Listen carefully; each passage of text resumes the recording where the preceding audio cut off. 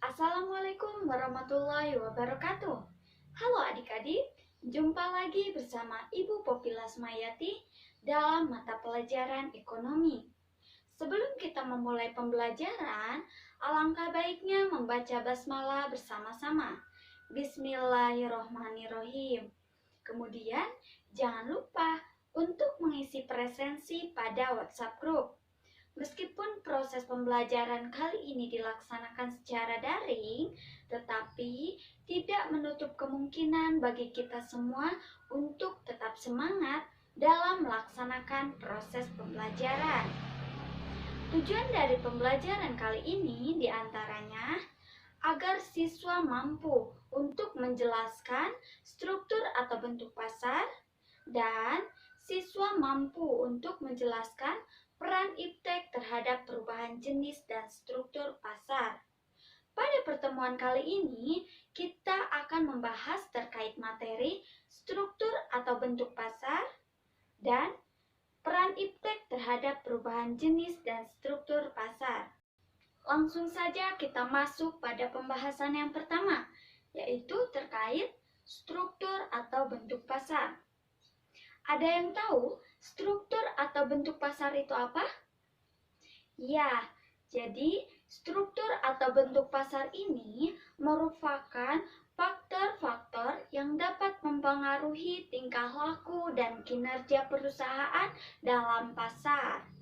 Faktor ini diantaranya adalah skala produksi, biaya masuk pasar, kemudian jumlah banyak penjual dan pembeli, dan lain sebagainya. Struktur pasar ini dibedakan menjadi dua jenis, yaitu pasar persaingan sempurna dengan pasar persaingan tidak sempurna. Pasar persaingan sempurna. Menurut Optima tahun 2012, pasar persaingan sempurna ini merupakan suatu pasar yang terdiri dari banyak pembeli dan penjual. Tetapi, masing-masing dari keduanya itu secara individual tidak dapat mempengaruhi harga. Jadi, pada pasar persaingan sempurna ini, harga ditentukan berdasarkan kesepakatan pada saat kegiatan tawar-menawar. Ciri-ciri dari pasar persaingan sempurna diantaranya: pertama, banyak penjual dan pembeli. Meskipun demikian, keduanya ini tidak dapat mempengaruhi harga. Kedua, produk yang ditawarkan homogen atau sama. Ketiga, bebas keluar masuk pasar. Jadi, penjual dan pembeli memiliki kebebasan untuk memasuki dan keluar pasar. Keempat, tidak adanya campur tangan pemerintah. Kelebihan dari pasar persaingan sempurna. Yang pertama, jumlah barang yang tersedia di pasar sangatlah banyak, sehingga konsumen dapat dengan mudah untuk memilih produk. Kemudian, kedua, terciptanya kebebasan yang maksimal antara penjual dengan pembeli. Hal ini terjadi karena harga ditentukan berdasarkan kesepakatan pada saat tawar-menawar. Ketiga, tidak adanya konflik antara kepentingan individu dengan kepentingan masyarakat. Keempat, jika setiap warga negara diberi kebebasan ekonomi untuk memenuhi kepentingan pribadinya, maka kepentingan masyarakat pun akan secara otomatis terpenuhi. Kemudian yang selanjutnya, dalam jangka panjang memungkinkan diproduksinya barang-barang dengan harga produksi yang serendah-rendahnya. Terakhir, tidak memerlukan iklan. Kelemahan dari pasar persaingan sempurna. Pertama, produk yang ditawarkan homogen dan tidak bervariasi, sehingga tidak dihendaki oleh konsumen, dan konsumen akan cenderung mudah bosan. Kedua, dalam jangka panjang, perusahaan akan memperoleh laba normal. Ketiga, perusahaan hanya terdiri dari perusahaan kecil. Hal ini terjadi karena tidak adanya penelitian dan pengembangan produk baru. Terakhir, laba yang diperoleh kecil. Hal ini terjadi karena produsen tidak dapat mempengaruhi harga, melainkan harga ditetapkan berdasarkan tawar-menawar, jadi harga pasar. Proses pembentukan harga pada pasar persaingan sempurna. Yang pertama, dalam pasar persaingan sempurna, jumlah penjual dan pembeli sangatlah banyak, dan mereka tidak dapat mempengaruhi harga. Akibatnya, harga relatif tetap. Kemudian, dalam pasar persaingan sempurna ini, penjual dan pembeli tidak dapat mempengaruhi harga, sehingga barang yang ditawarkan akan habis terjual. Hanya jika kita lihat dari dunia nyata, sangatlah sulit untuk menemukan contoh dari pasar persaingan sempurna yang benar-benar memiliki persaingan secara sempurna. Tetapi jika kita lihat dari cara kerjanya, maka dapat dicontohkan melalui pasar beras. Pasar beras ini memiliki jumlah penjual dan pembeli yang sangat banyak. Memang karena beras ini merupakan salah satu kebutuhan pokok bagi negara kita, Indonesia. Selain itu, penjual dan pembelinya itu memiliki pengetahuan yang sempurna terkait produk, dan keduanya tidak dapat mempengaruhi harga, atau mereka hanya sebagai pengikut harga pasar, price taker. Kemudian, produk yang ditawarkan merupakan produk yang homogen. Kemudian, pasar persaingan tidak sempurna merupakan suatu pasar yang terdiri dari satu atau beberapa penjual dan pembeli yang menguasai pasar dan harga. Jenis dari pasar persaingan tidak sempurna ini terdiri dari pasar monopoli, pasar oligopoli, dan pasar monopolistik. Pasar monopoli. Pasar monopoli berasal dari kata mono, yang artinya satu, dan poli artinya penjual. Jadi, pasar monopoli ini merupakan suatu pasar yang kebalikan dari pasar persaingan sempurna. Pasar monopoli ini merupakan suatu bentuk pasar yang terdiri dari satu penjual dengan banyak pembeli. Sama seperti hal menurut Sukirno tahun 2012, dalam buku Mikroekonomi Teori Pengantar menyatakan bahwa pasar monopoli merupakan suatu bentuk pasar yang terdiri dari satu perusahaan. Tentunya tidak memiliki barang substitusi. Ciri-ciri dari pasar monopoli. Pertama, terdiri dari satu penjual dengan banyak pembeli. Hal ini terjadi karena biasanya perusahaan pada pasar monopoli telah menyediakan produk yang dapat memenuhi hajat orang banyak.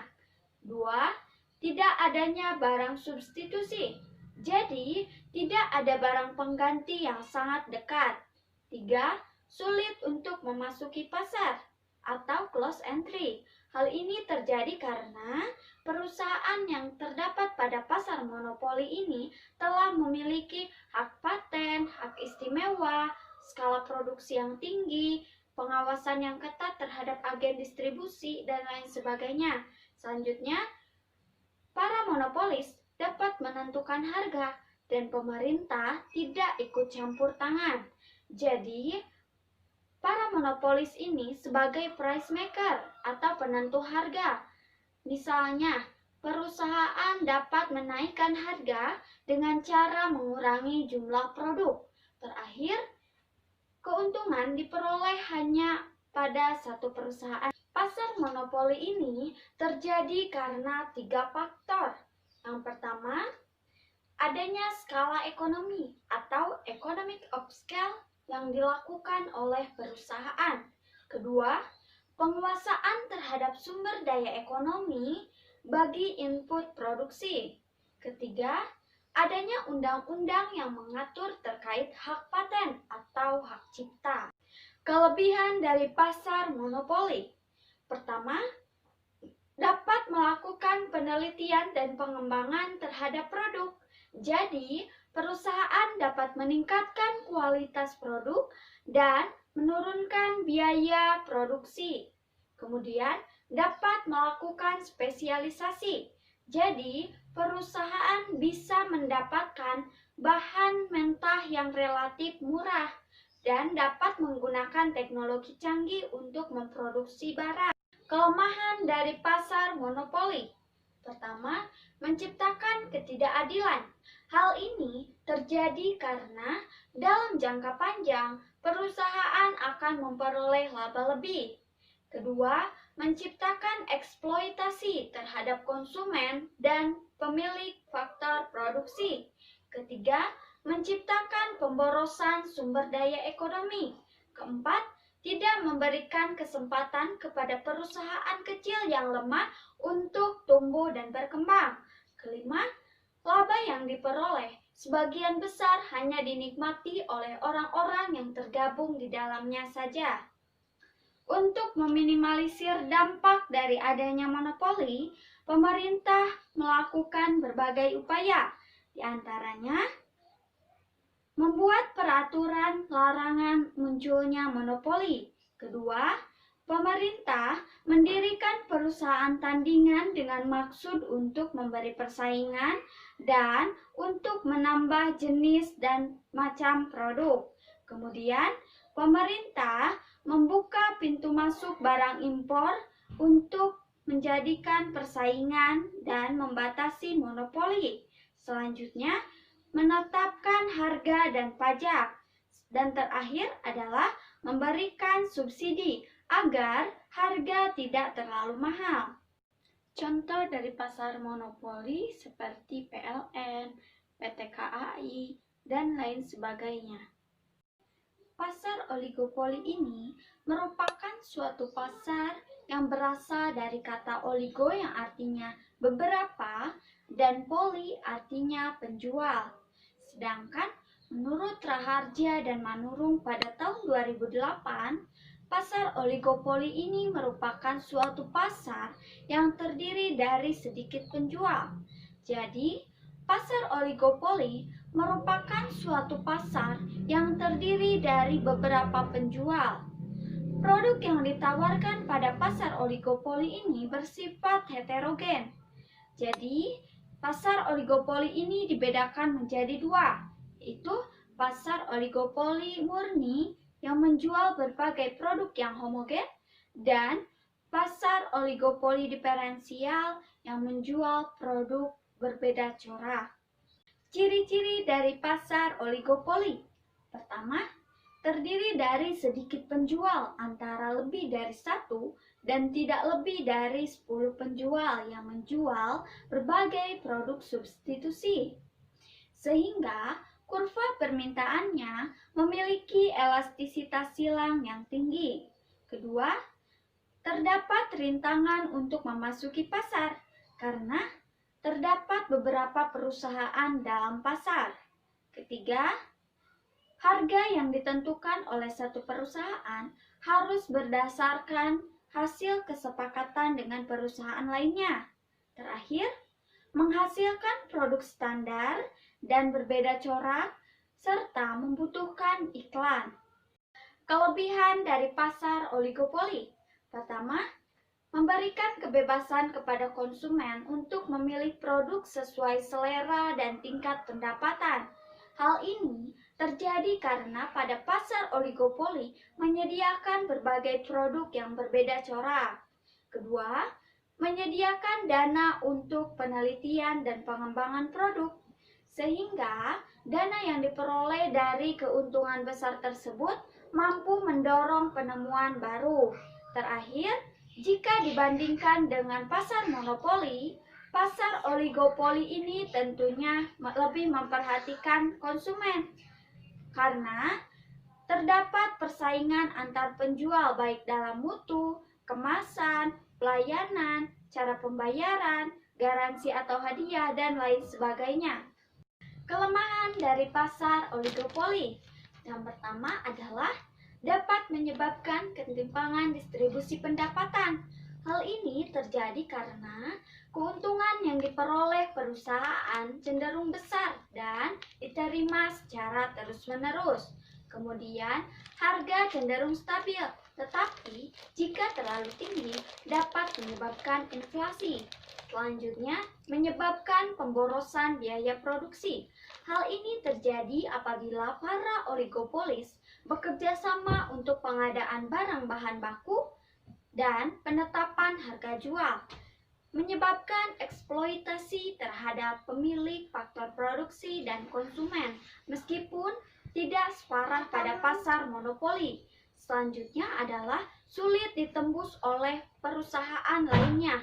Hal ini terjadi karena untuk memasuki pasar diperlukan modal yang sangat besar dan tentunya memiliki keahlian manajerial yang sangat tinggi. Kemudian terakhir adalah dapat berkembang menjadi pasar monopoli apabila para oligopolis dapat bekerja sama. Untuk meminimalisir dampak negatif dari pasar oligopoli, pemerintah memberlakukan berbagai aturan. Di antaranya, memberikan aturan kemudahan untuk memasuki pasar bagi perusahaan baru dan menciptakan persaingan. Kemudian, memberlakukan undang-undang anti kerjasama antar produsen dengan diberlakukannya Undang-Undang Anti Monopoli Nomor 5 Tahun 1999. Contoh dari pasar oligopoli diantaranya adalah semen, kemudian Suzuki, Honda, dan lain sebagainya. Pasar monopolistik. Pasar monopolistik menurut Salvatore tahun 2010 menyatakan bahwa pasar monopolistik ini adalah suatu pasar yang terdiri dari banyak penjual produk terdiferensiasi. Jadi, pasar monopolistik ini merupakan suatu bentuk pasar yang terdiri dari beberapa penjual dan menjual produk yang terdiferensiasi. Istilah diferensiasi pada produk ini dapat dinyatakan secara real melalui dua produk yang sama, tetapi bagi konsumen produk tersebut berbeda. Ciri-ciri dari pasar monopolistik. Yang pertama adalah terdiri dari banyak penjual dan banyak pembeli. Kemudian, setiap produsen mampu mempengaruhi harga walaupun sedikit. Memerlukan adanya promosi atau iklan. Barang yang diperjualbelikan berbeda corak. Tidak adanya rintangan untuk memasuki pasar. Kelebihan dari pasar monopolistik diantaranya adalah jumlah penjual tidak sebanyak pada pasar persaingan sempurna. Kemudian, para konsumen tidak mudah berpindah kepada produk lainnya. Dan terakhir adalah produsen terpacu untuk meningkatkan kreativitasnya. Kelemahan dari pasar monopolistik. Pertama, biaya mahal untuk memasuki pasar. Hal ini terjadi karena diperlukan adanya riset dan pengembangan produk. Kedua, terdapat persaingan yang berat. Hal ini terjadi karena dalam pasar monopolistik terdapat produk-produk ternama, memiliki persaingan yang tinggi, baik dari segi kualitas, mutu, kuantitas, kemasan, dan lain sebagainya. Pada pasar ini juga memicu produsen untuk meningkatkan kreativitas dan inovasinya. Pemberian subsidi. Hal ini bertujuan agar harga tidak terlalu tinggi. Contoh pasar monopolistik seperti pasta gigi, sampo, dan lain sebagainya. Peran iptek terhadap perubahan jenis dan struktur pasar. Seiring berkembangnya zaman, tentunya dapat berpengaruh terhadap peningkatan iptek. Peningkatan iptek ini juga memberikan dampak bagi kehidupan manusia, diantaranya memberikan kemudahan bagi keberlangsungan hidup manusia, baik dari segi ekonomi, sosial, budaya, maupun lainnya. Dari segi ekonomi, Perkembangan iptek ini memberikan peluang bagi pasar abstrak untuk menjadi lebih berkembang. Jika dilihat pada kondisi saat ini, pasar abstrak yang berada di Indonesia ini masih tergolong ke dalam struktur oligopoli, karena di dalamnya hanya ada beberapa penjual saja. Tetapi, jika akses internet ini dapat diakses dan menyeluruh ke seluruh daerah di Indonesia, maka memungkinkan bahwa jenis pasar abstrak di Indonesia ini memiliki struktur monopolistik. Peran iptek terhadap perubahan jenis dan struktur pasar. Pertama, perluasan pasar. Jangkauan pasar terhadap produk yang ditawarkan menjadi semakin luas, bahkan hingga ke pelosok dunia. Kemudian, memperpendek jarak. Jarak antara pembeli dengan penjual menjadi semakin dekat melalui akses internet. Memperluas mitra kerja. Setiap produsen dan konsumen dari berbagai belahan dunia tanpa batasan negara dapat saling bermitra.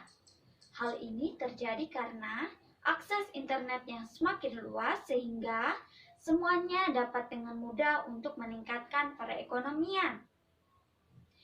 Perluasan citra perusahaan.